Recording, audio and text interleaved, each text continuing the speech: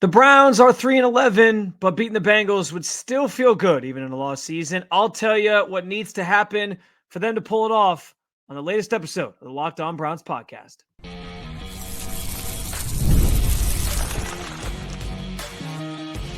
You are Locked On Browns, your daily Cleveland Browns podcast. Part of the Locked On Podcast Network, your team every day. What's up, Dog Pound? I'm Spencer German, your new host of the Locked On Browns podcast, and proudly covering the Cleveland Browns for you each and every single day here in the land. I'm going to tell you why the path to beating the Bengals on Sunday goes through Myles Garrett for the Browns. Also, the quarterback change this week has made all the headlines. What is it going to look like on Sunday, though? I'll tell you why I'm a little bit worried about Dorian Thompson-Robinson's start, and a proper introduction as I get you out of here with something to feel good about in a 3-11 season for your Cleveland Browns. As always, I want to thank you for being part of the Locked On Browns podcast, being an everydayer, making this your first listen every day. Of course, we're part of the Locked On Podcast Network and your team every day. Today's episode is brought to you by Hillsdale College. Go right now to hillsdale.edu/lockedon to enroll. There's no cost, and it's easy to get started.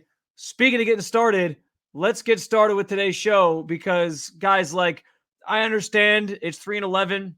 You got a matchup coming up this weekend that I don't know that there's a ton of buzz about from a standpoint of people feeling really into it. And given how last year went and the Browns are playing meaningful December football, I mean, I think it was this week last year that was basically going to be the Jets matchup on Thursday Night Football leading into Christmas that clinched the Browns a playoff berth. It's crazy the night and day from last year to this year where this team is at from 2023 to 2024 in terms of how their season has gone.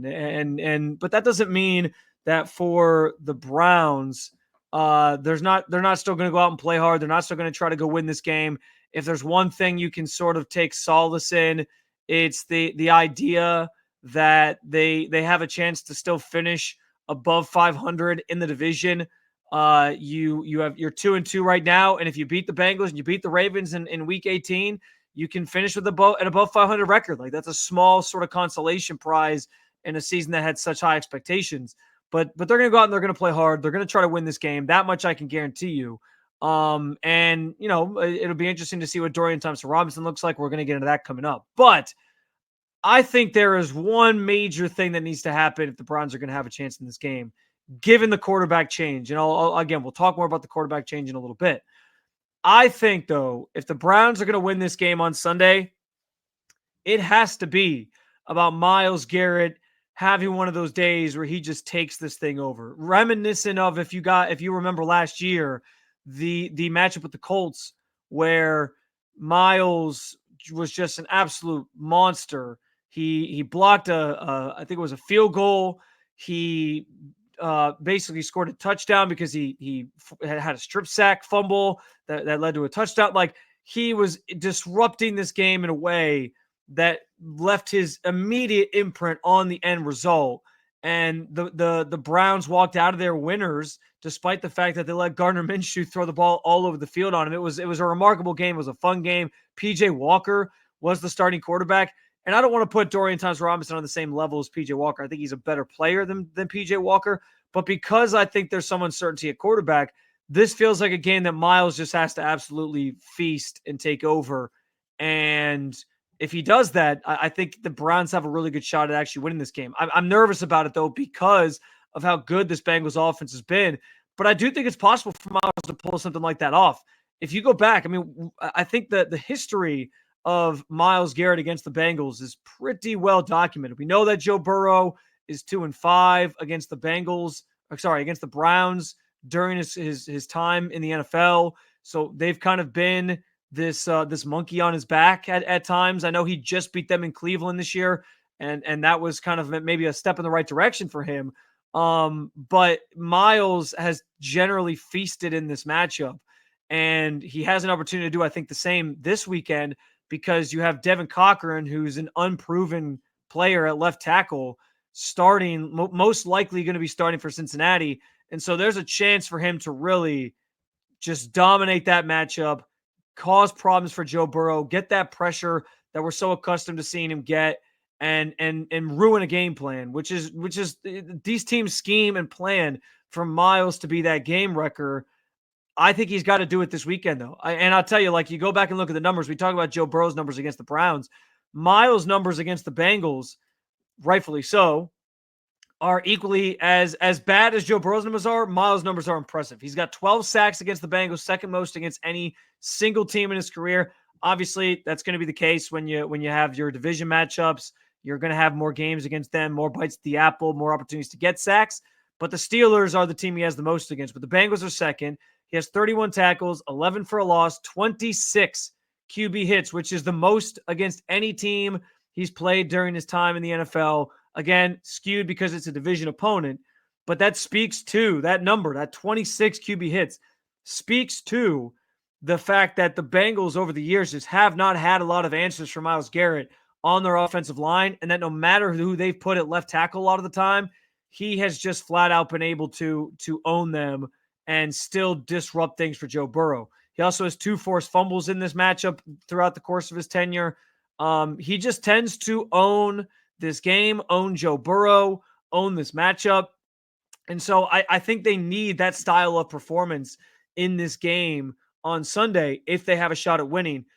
And for me, again, it just kind of comes back to, I don't know what we're going to get from the Browns offense conversely, but I know that the Bengals offense, that has been their obvious strength this year is Joe Burrow to Jamar Chase. Jamar Chase leading the NFL in receiving yards. He's just been incredible. If it's even possible, Burrow has been playing maybe better this year than he has throughout his entire career.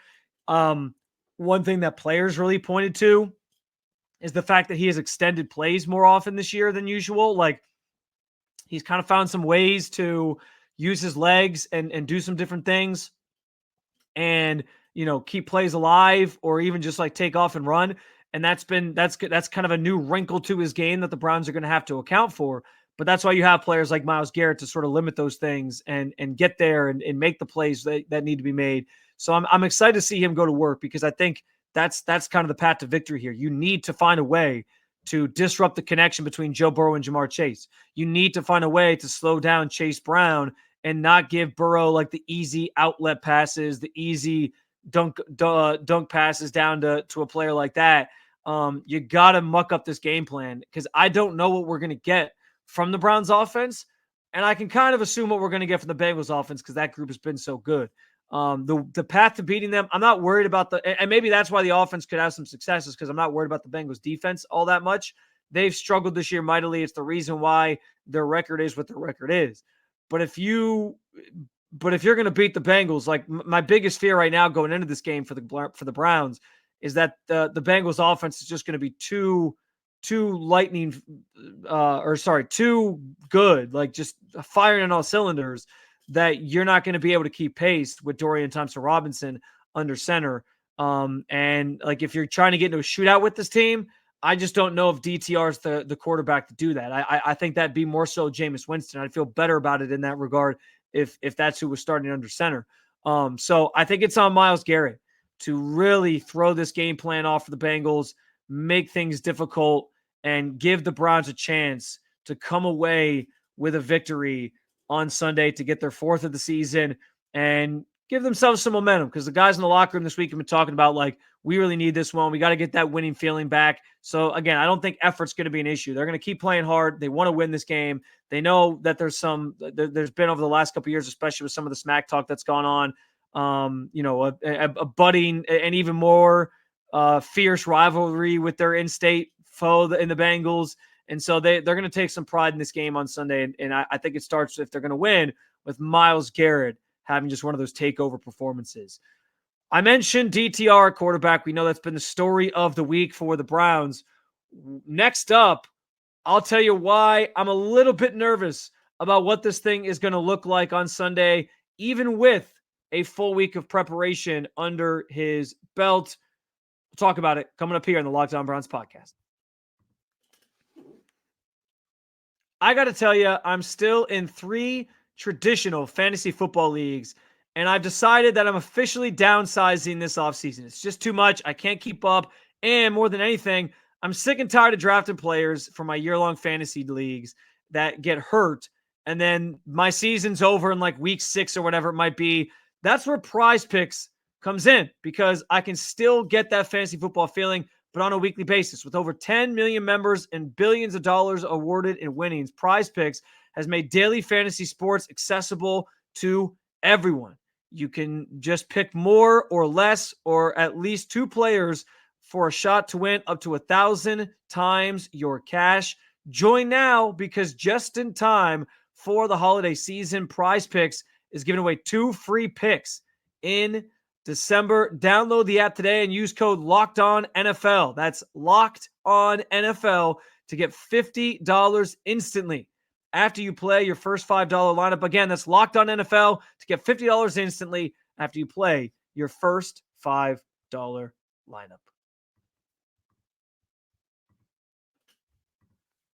It's that time of year. The college football playoff is officially back, and with the newly expanded 12-team format, it's guaranteed to be bigger and better than ever, bringing you all the hard-hitting and high-flying excitement that you love. TNT Sports coverage of the college football playoff begins on December 21st, starting with the college football playoff kickoff show presented by AT&T at 11 a.m. Eastern. Leading into our first matchup, Southern Methodist University Mustangs battling the Penn State Nittany Lions. That game kicks at noon. Then the Clemson Tigers look to upset the Texas Longhorns in a 4 p.m. showdown. Don't miss a moment of the action. Watch the college football playoff presented by Allstate live on TNT, True TV, TBS, and Max.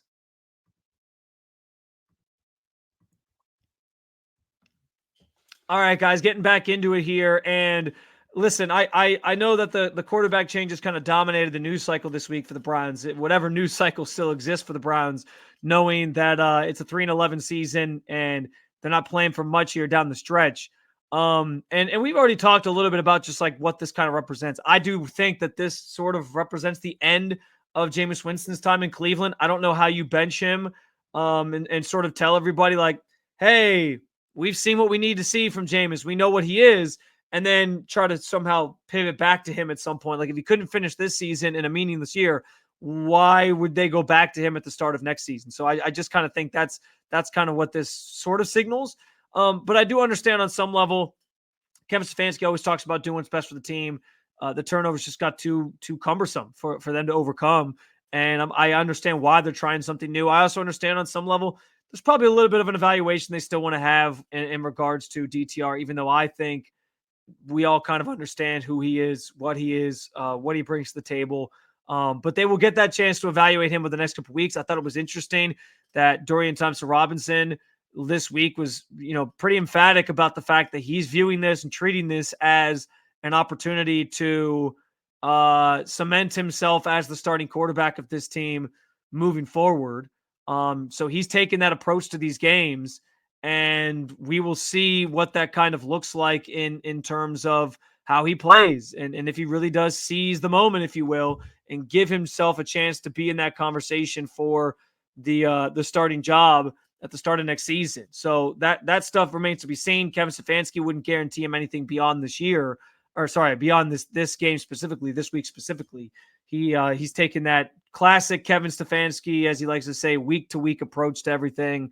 But I'm gonna be honest, guys. Like, I don't know how much more we have to figure out with DTR, if I'm being totally honest. Like, I think the jury's out on him. I think we know the type of player that he is. Yes, he's a little bit more mobile. He can do some things with his legs. He at times has come into games and been able to sort of provide a little bit of a spark for the Browns in spurts. And he plays really hard. For that's going to be for sure. But it's not like we've seen something that makes us feel that he is like some franchise quarterback in the making for this franchise as a 5th round pick in last year's draft, 2023.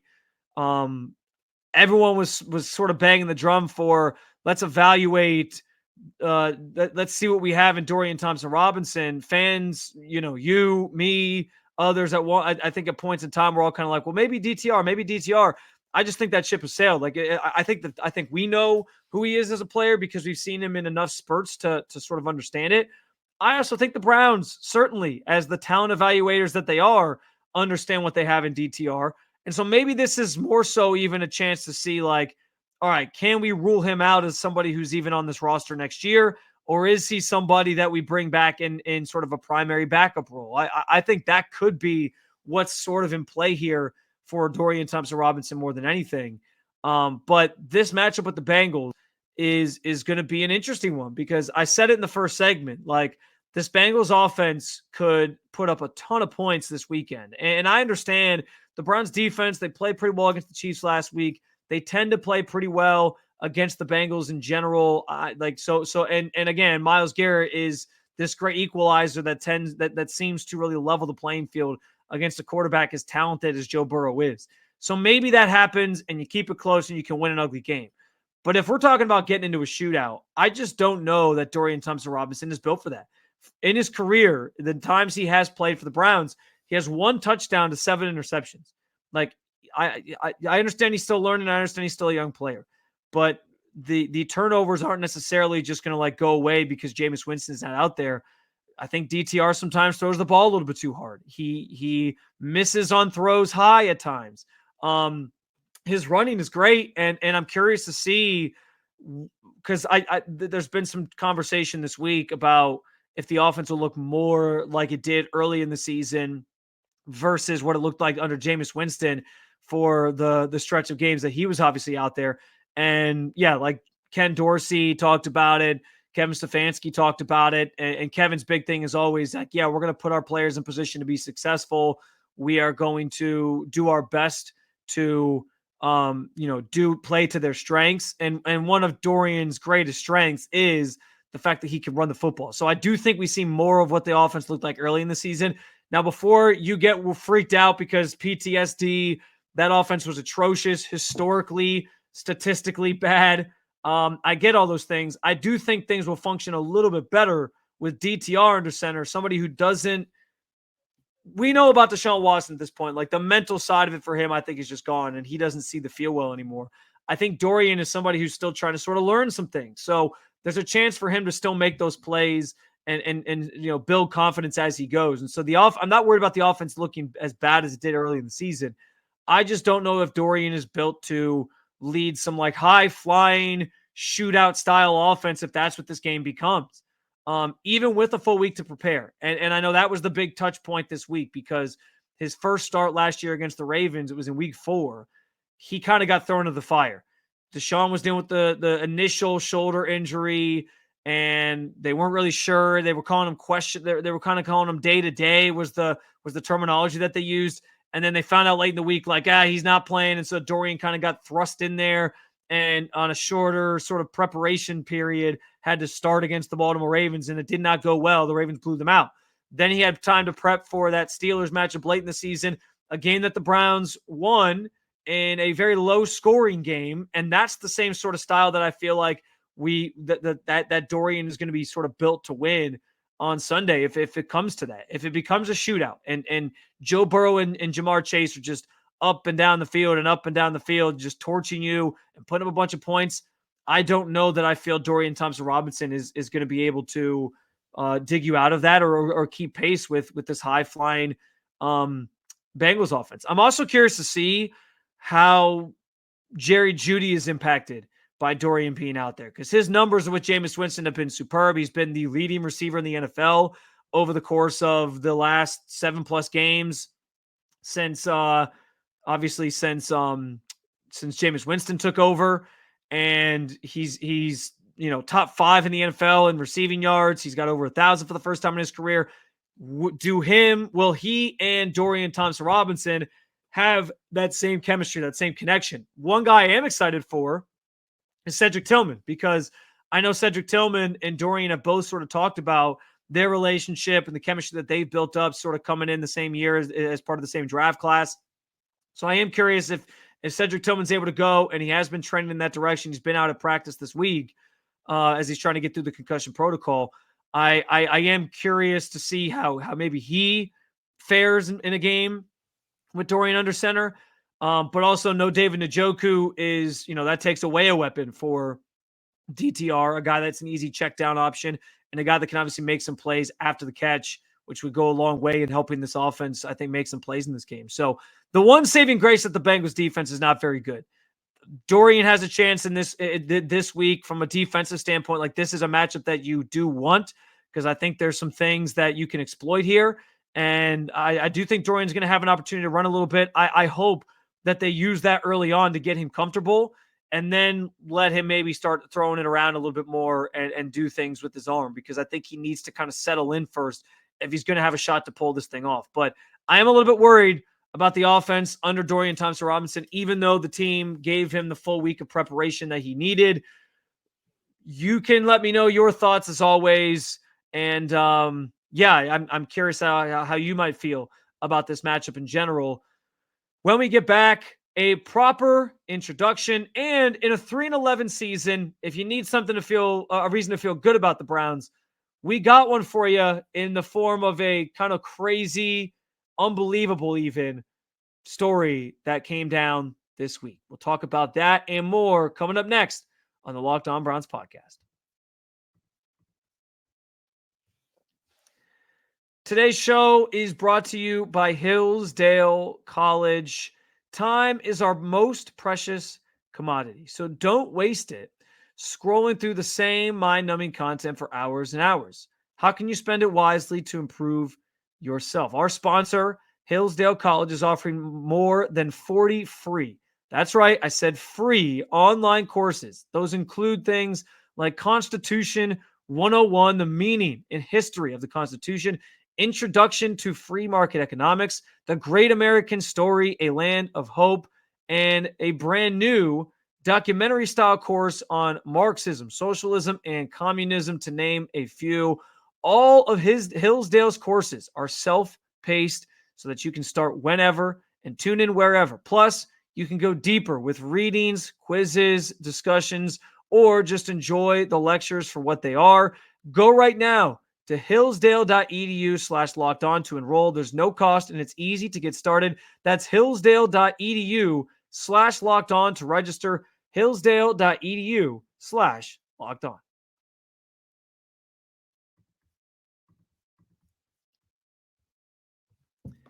So I want to take a moment here to provide a more proper introduction, because, listen, I know there wasn't much of an explanation as to why a new person was suddenly hosting this podcast after the Chiefs game last week. And for that, I want to apologize as well. I also want to apologize for taking this long to do a formal sort of introduction. I think like the transition this week, getting onboarded to host the show leading into that Chiefs game. And let's face it, like, my first show being a post-game show, it was very hot and heavy. It was like I was sitting there going through a checklist of things, wanted to make sure I had everything in order in terms of like ad reads and just everything that I was trying to cover with you after that game, and everything I wanted to discuss. I had to make the graphics. So it was a whole thing. And I just kind of wanted to get a lay of the land here for this week and make sure I was kind of getting into a rhythm and felt comfortable with everything. So I'm there now, and I don't want to dedicate this entire segment to this, but I want our relationship here at Locked On Browns to be a genuine one. Because let's face it, some of the best bonds and friendships that are formed out there are over sports. Some of my best friends in the world, our bonds are shared over sports. Even like my best friend, for example, we share a fantasy team. I talked about earlier with the PrizePicks read. Like, I still participate in the traditional fantasy leagues, and one of them is we share a fantasy team, and it keeps us in touch and together. So a little bit about me. You guys know my name at this point. I'm Spencer German. I have worked in Cleveland media in some capacity since really like 2017. I'm a host at a local radio station, 92.3 The Fan here in Cleveland. And I obviously cover the Browns for Locked On Browns, but also for Cleveland Browns on SI. So, different opportunities, I have my feet in sort of different buckets here. And it's a joy every single day to be part of this. My sort of backstory before that is that I came to college in Cleveland, Ohio. I met my wife here. We have a nice little family that we're starting here in the Northeast Ohio area, in the Cleveland area. And I've loved it here ever since I came to college here. I'm originally, I moved around a lot when I was younger, but I'm from Rochester, New York. My parents still live there. I make it up there quite a bit. My first couple of jobs out of college, I spent working in Rochester, and I even covered the Buffalo Bills at a point in time for a radio station in Rochester. So I've been around a little bit. I've seen some things. I've covered some different things. It's been an absolute joy. And I got to be honest, like I was approached with this opportunity, and I was thrilled about the potential to start this venture and connect with you each and every single day. I'm truly looking forward to being the host of the show each and every single week, each and every single day during the off season, during the regular season, during hopefully Browns playoffs runs to come, and just break this team down with you, because I'm in that building every day. I'm close to it. I know how much this team means to this city. I don't take that lightly. There's a passion for the Browns in this town unlike anything I've ever seen. And so I want to be, therapy after Browns losses. I want to be a source of inside information, or, be able to provide updates on things coming out of the building when you have questions. But most importantly, I want to have plenty of fun together on this show each and every single episode, each and every single week. And that will come more and more as I continue to sort of get more comfortable and get to know you on a more individual level, and you get to know me on a more individual level. So as I get more comfortable with everything, I plan on making this show, even more interactive, even more engaging. I want to do a mailbag at some point. So I have a lot of different ideas, and we will certainly get into all those things and explore those things together.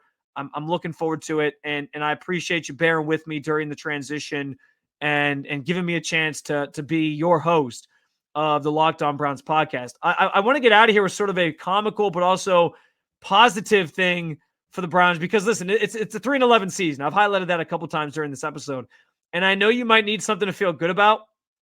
Take solace in the fact that the Browns are not the New York Jets, because if you saw on Thursday, there was an article that came out from The Athletic that cited that Woody Johnson, owner of the New York Jets, nixed a trade for Jerry Jeudy because he thought that his Madden ratings were too low. Thank God he did, because that's a move that then allowed Andrew Berry to swoop in and knock the Jerry Jeudy trade out of the park and bring him here to Cleveland. And listen, we can criticize Andrew Berry. I'm sure we'll have plenty to say about Andrew Berry and the way he's built this team during the offseason. But one move you cannot knock him for is the Jerry Jeudy trade. They nailed this one. He's been phenomenal this season. That trade has absolutely paid off. And so from that standpoint, Berry deserves some credit. But more than anything, thank you, New York Jets, I guess. And listen, I understand, like, Cleveland right now doesn't really have room to talk when they're in the midst of the backlash of making what is arguably the worst trade in sports history, the worst trade in NFL history. But so long as Aaron Rodgers is out here getting into feuds with people on ESPN, it's a bad look for the Jets. And so long as their owner is nixing trades because of Madden ratings and using that to grade their players, I guess we can look over there east and say things could always be just a little bit worse. So listen, Jerry Jeudy actually talked about this. He doesn't even buy this story. He thinks it's a little ridiculous that anybody would use Madden ratings to grade players and not make a trade for somebody. But listen, it does seem pretty far-fetched if we're being honest with ourselves. So maybe it all just is kind of like smoke and mirrors, and Joe Douglas, who was obviously the former GM of the Jets, having a little vendetta against them. And so he put this out there. But it's comical and enjoyable for you as Browns fans nonetheless. And maybe makes you feel, at least, I don't know if it makes you feel great, but it makes you feel a little bit better about how this season has gone and the disaster that is the Deshaun Watson thing. Before we get out of here, it's only fitting that I wrap my first full week of hosting this show leading into week 16 with a prediction for the Browns and the Bengals on Sunday. I mentioned Myles needs to take this game over. I'm a little worried about this Cincinnati Bengals offense, Joe Burrow and company. I'm worried about what the offense is going to look like under DTR. Can they get enough momentum to keep pace with that high-flying Bengals offense? Guys, I hate to do it. I've been burned by the Browns too much this season, though. I'm going Bengals 27, Browns 17. I'm sorry. I'm really sorry. I wish I could pick the Browns. I don't know a lot of people picking the Browns at this point, though. They got to gain our trust back. So that's my pick. 27-17 Bengals over the Browns. I look forward to recapping everything that transpires and having some conversations on it after the game on Sunday with my next episode. In the meantime, we've got another one in the books here. Thank you for joining me and talking about your favorite football team. We are certainly going to be talking about this game on Sunday. We'll have plenty of conversations leading into the Christmas week about where this team kind of goes from whatever result transpires on Sunday. As always, I look forward to breaking it all down, and I appreciate you being an everydayer here with the Locked On Browns podcast. For your second listen, go find the new Locked On NFL show, or if you want to keep it local, check out Locked On Cavs or Locked On Guardians. You can find any Locked On content on YouTube or wherever you listen to your podcast. We will talk again real soon. But for now, I am out.